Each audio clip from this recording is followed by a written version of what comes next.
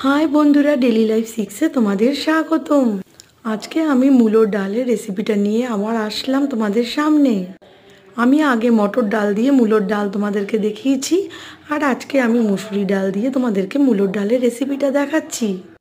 কালকে সংক্রান্তি, আর এটাই মূলো খাওয়ার শেষ সময়, আজকের দিনেই শেষ। আর তো মূলো এখন আর খাবো না, তাই আজকে তোমাদের সাথে এই ডালটা শেয়ার করলাম। ডালটাকে আমি প্রেসার কুকারে সিটি দিয়ে নিয়েছি, আর তার সাথে আমি মূলোগুলোকে পাশে একটু নুন দিয়ে ভালো করে সেদ্ধ করে জলটাকে ফেলে দিয়েছি। পরে কড়াইতে সর্ষের তেল গরম করে ওর মধ্যে শুকনো লঙ্কা ফোড়ন আর কালো জিরে ফোড়ন দিয়ে ডালটাকে আমি ছেড়ে দিয়েছি। ডালটা এর মধ্যে দিয়ে ফুটতে দিলাম, তার মধ্যেই আমি কাঁচা লঙ্কা দিয়ে দিয়েছি 3টে।